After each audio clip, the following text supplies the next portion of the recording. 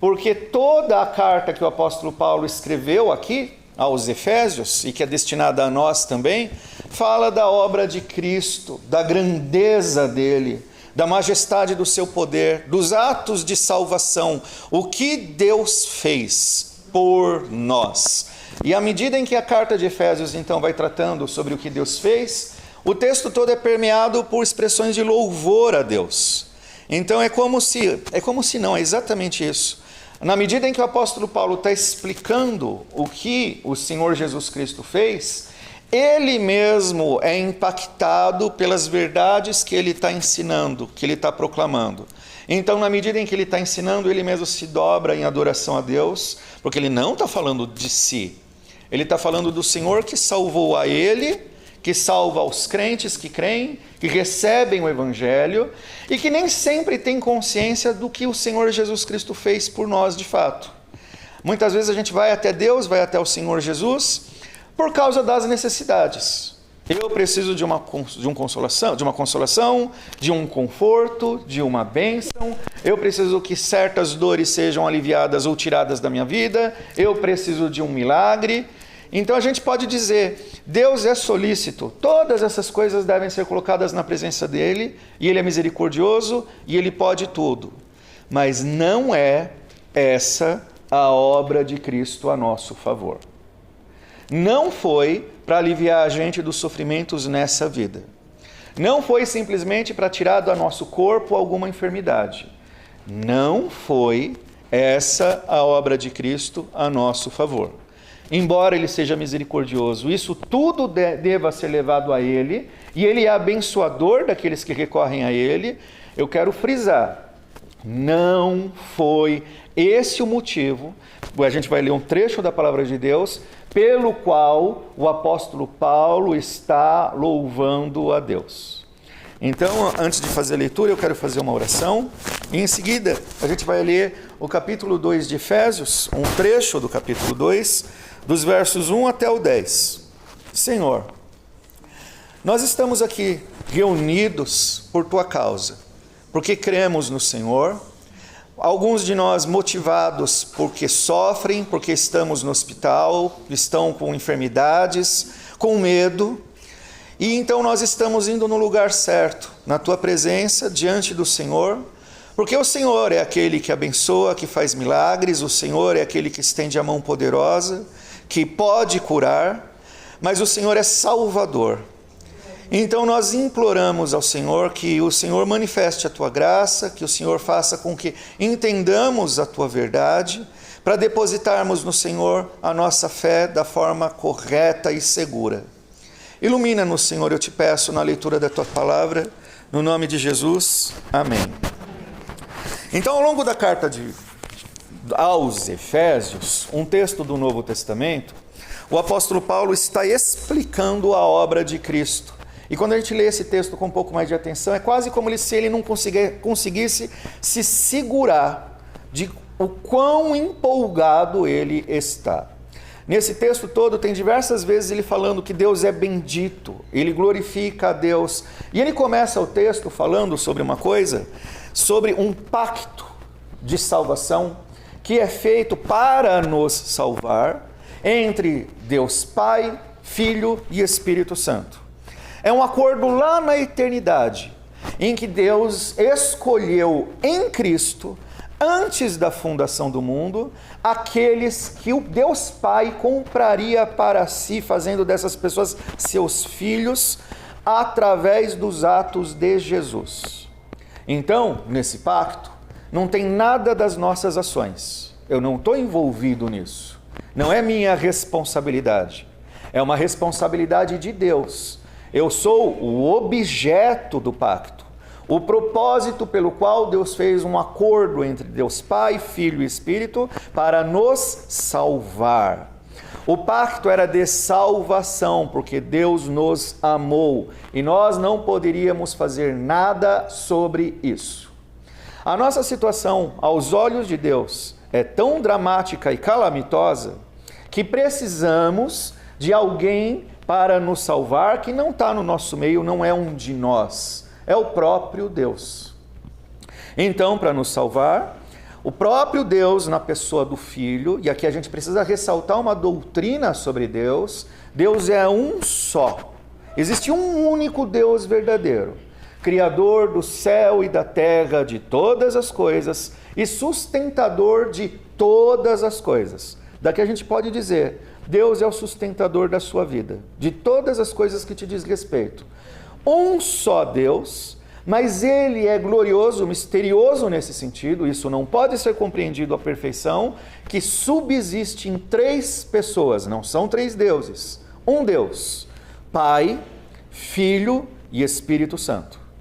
Um Deus em 3 pessoas distintas, a perfeita comunhão que existe entre a Trindade que sempre existiu desde sempre.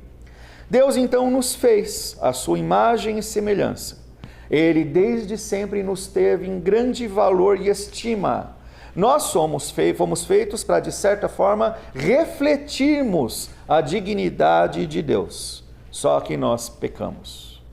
E então tudo entrou numa grande tragédia. Nós fomos amaldiçoados. E a Bíblia passa a tratar de um tema que é muito recorrente em toda a Bíblia: o pecado e a morte. Então nós sobrevivemos, nós estamos numa situação em que estamos diante da vida e da morte, e o pecado e a santidade, 2 coisas opostas entre si. E a vida é o próprio Deus. Não que porque vivemos, então nós somos partes de Deus, não. O fato de nós sermos pecadores, nós fomos separados dele. Então nós herdamos como consequência, como salário, como justiça, a morte e todos os efeitos do pecado.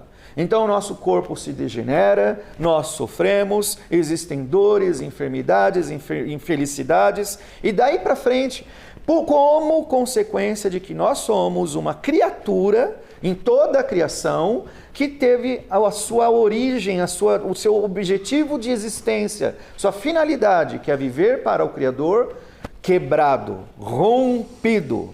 Passamos a ser escravos do pecado. E porque somos escravos do pecado, tudo o que nós podemos entender até que Cristo nos salve é pela visão do pecado, pelo entendimento do pecado. Somos carne. Vivemos num mundo onde o pecado reina. Então a nossa maneira como nós entendemos as coisas, entendemos as nossas necessidades, e o próprio Deus foi imaculado pelo pecado. Nós nos tornamos idólatras e aos olhos de Deus nos tornamos então horríveis. Deus é santo e o que Ele vê em nós não é a sua santidade.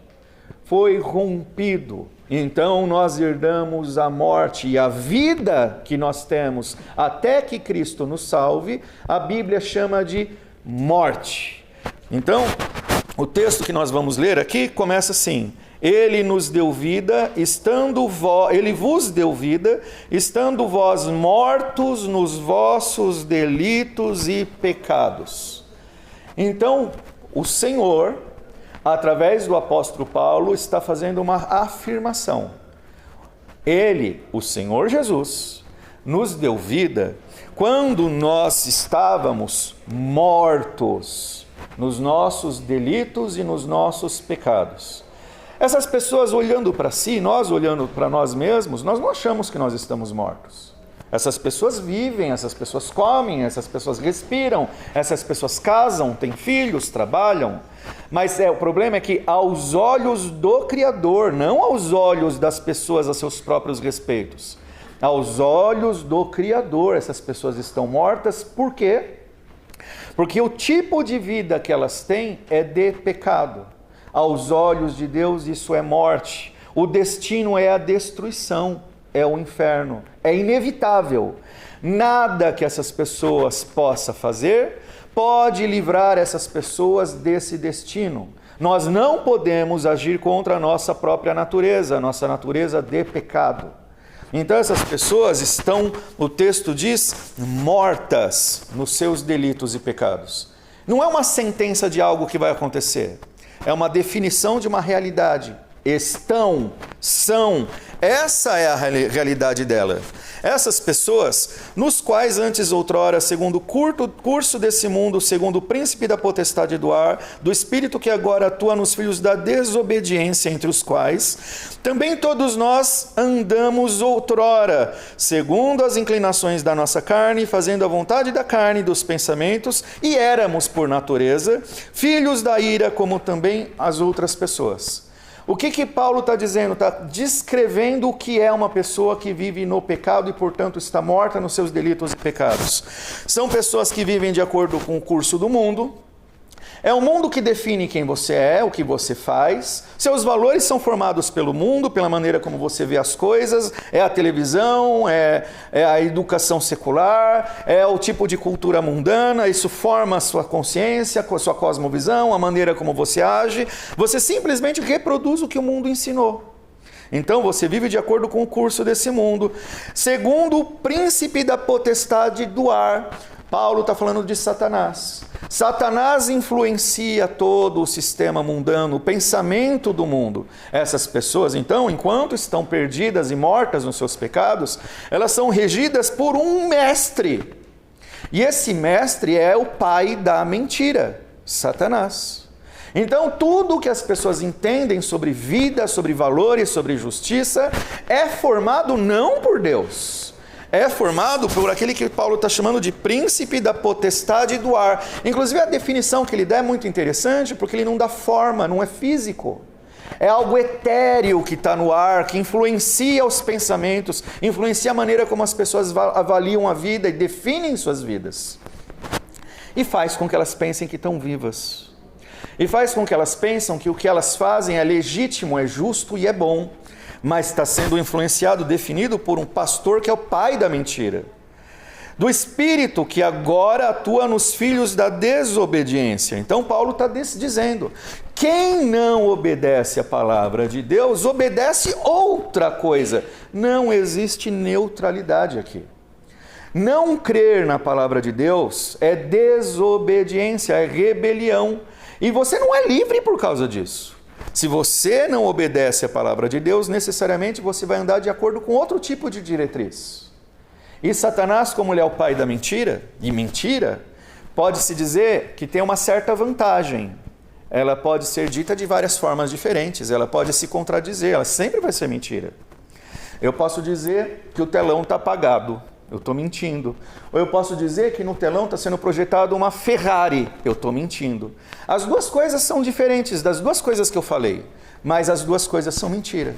Satanás é o expert na mentira. São milhares de anos de experiência de psicologia, de análise do ser humano, desde o Éden, dizendo, as coisas de Deus não são bem assim. Relativize, afrouxe as regras, olhe por esse outro lado. Esqueça, isso é fanatismo. Filhos da desobediência, entre os quais Paulo se coloca no meio.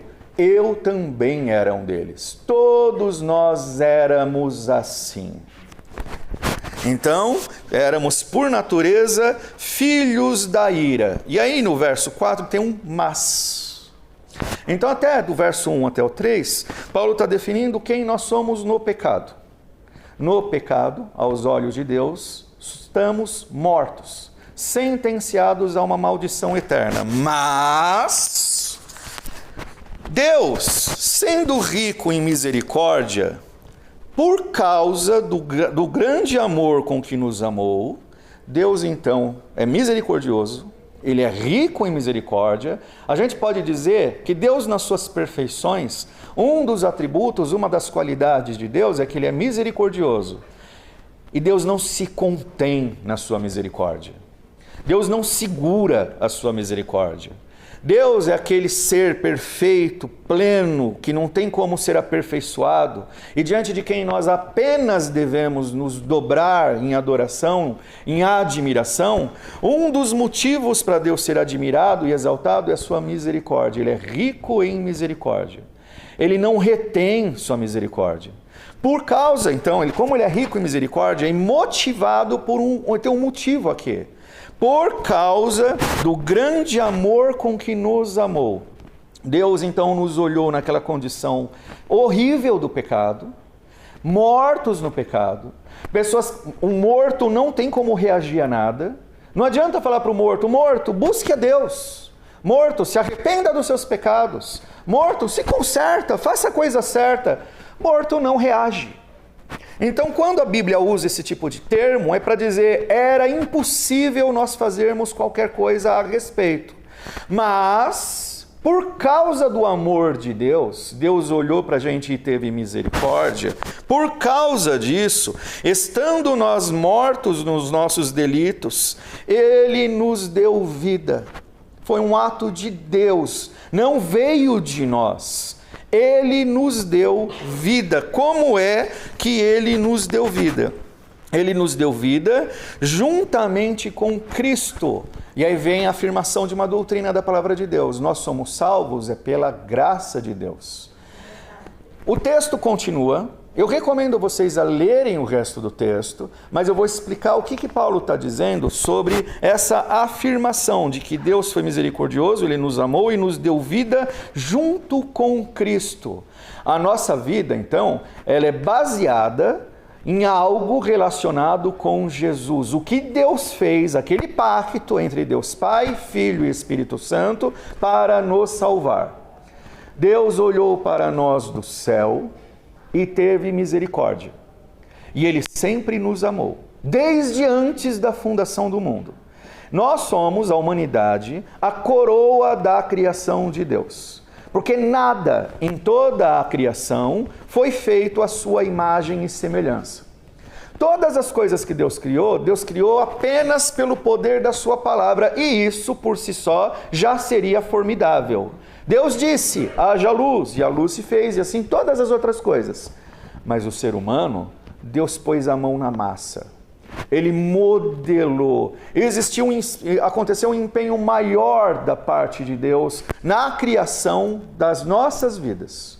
E nós fomos feitos à sua imagem e semelhança. Deus nos amou de tal forma que Ele se vê em nós. Nós não somos Deus. Nós não temos os atributos de Deus. Alguns deles nós temos. Atributos comunicáveis, nós podemos amar, podemos ter sabedoria, mas tem alguns que nós não temos. Nós não somos criadores, todo-poderosos, e nós não somos eternos. Mas Deus se vê em nós. Imagem e semelhança. Só que nós estávamos podres pelo pecado.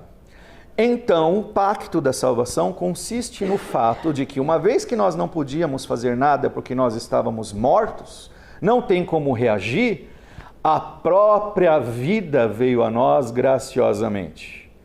O Filho, o Senhor Jesus Cristo, abriu mão da sua glória de ser Deus em toda a eternidade, Ele mesmo, o Criador de todas as coisas, se submeteu à humanidade, fazendo de si mesmo um homem, verdadeiramente homem. E aqui um outro mistério que a nossa consciência não vai conseguir abarcar. Deus é muito maior que nós. Jesus Ele tem duas naturezas. Ele é, ao mesmo tempo, o próprio Deus, Criador de todas as coisas, mas Ele também tem uma outra natureza. Ele tem duas naturezas.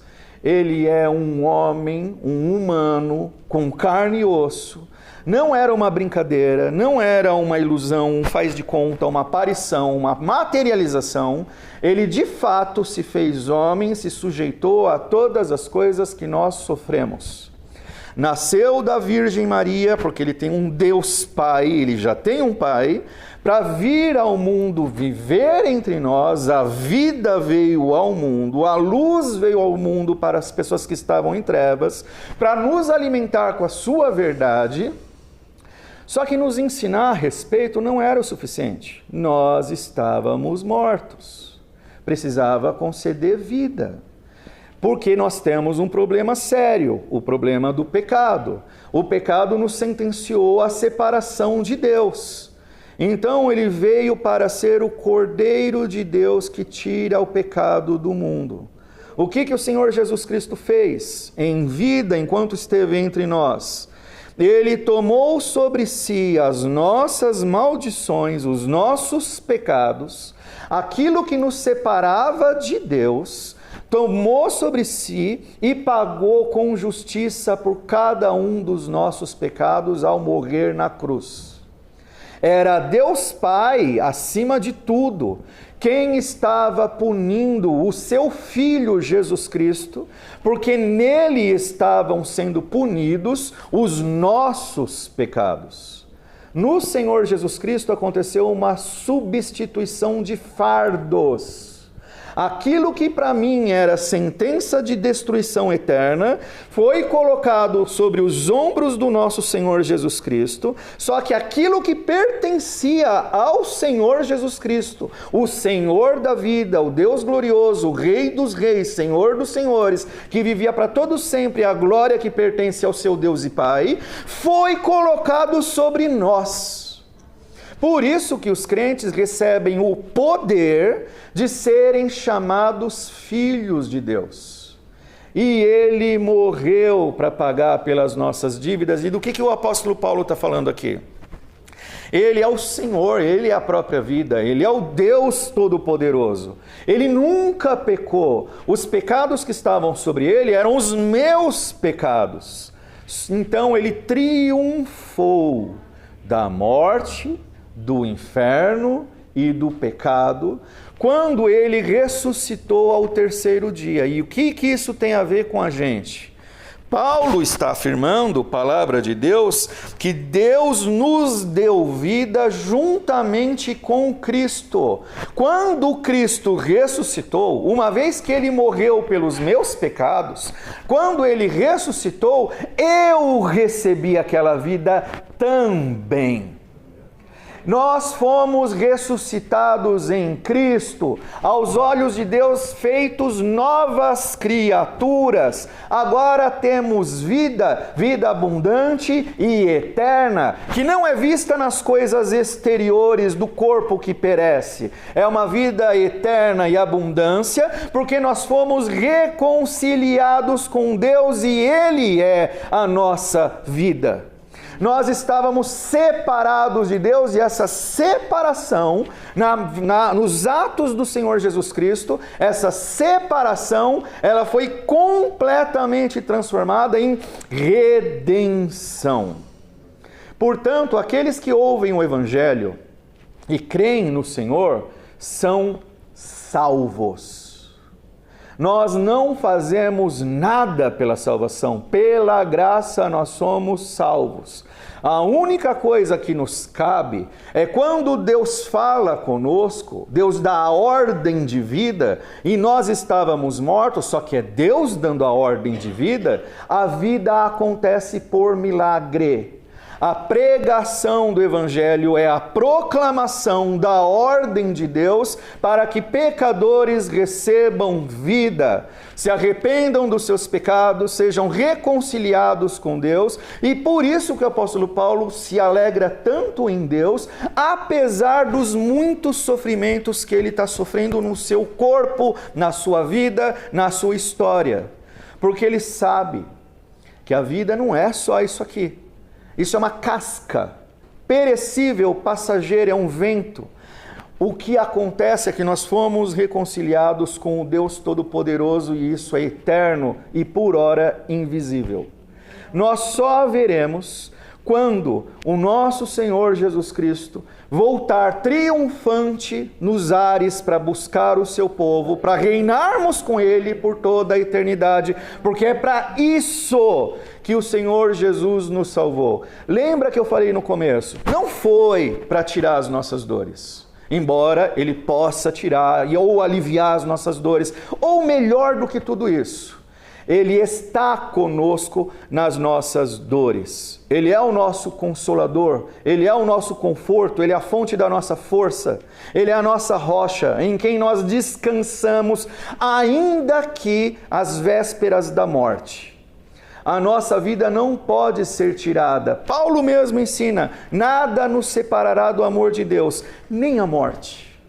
Nada, a nossa vida agora é eterna. Nós recebemos por causa de Jesus Cristo aquilo que nós não tínhamos como ter.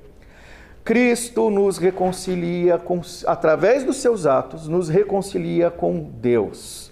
Quando Deus Pai ressuscitou no seu poder ao Senhor Jesus, fazendo com que ele triunfasse da morte, do pecado e do inferno, nós ressuscitamos com ele e triunfamos das mesmas coisas.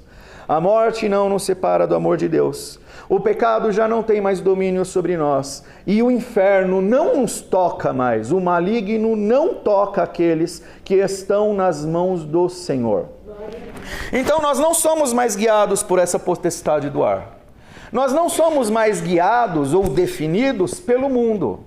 Agora nós não somos mais rebeldes, nós temos livre acesso a Deus, agora podemos aprender dele, pela palavra dele, o bom caminho da verdade, da justiça. Nós podemos consagrar, dedicar a ele a nossa vida, nós podemos servir ao reino do Senhor, ainda que o mundo todo se levante contra nós. Nós estamos em Cristo. Então o Evangelho é essa mensagem que faz Paulo ficar feliz ao longo de toda a carta de Efésios, porque é essa verdade sobre o que Jesus fez para nos salvar. Eu não fiz nada, nem você. Nós apenas recebemos a palavra de Deus e cremos. E é essa palavra que está sendo compartilhada com vocês, para que vocês tenham vida eterna. É fato que muitos de vocês já têm. Paulo está pregando para crentes. Então, por que a gente continua pregando para crentes? Para que os crentes se lembrem sempre do que o Senhor Jesus Cristo fez e não percam de vista o objetivo das suas vidas, que é a glória do Senhor, que será compartilhada com você. Enquanto nós estamos aqui, nós somos tentados, provados, Satanás fica jogando suas setas inflamadas de longe, porque ele não toca, para fazer com que a gente desvie o caminho, para fazer com que a gente se confunda sobre ele. Então a gente continua pregando para que a gente não perca de vista a quem nós devemos mirar, em quem nós devemos estar olhando fixos, olhando para Jesus, o autor e o consumador da nossa fé.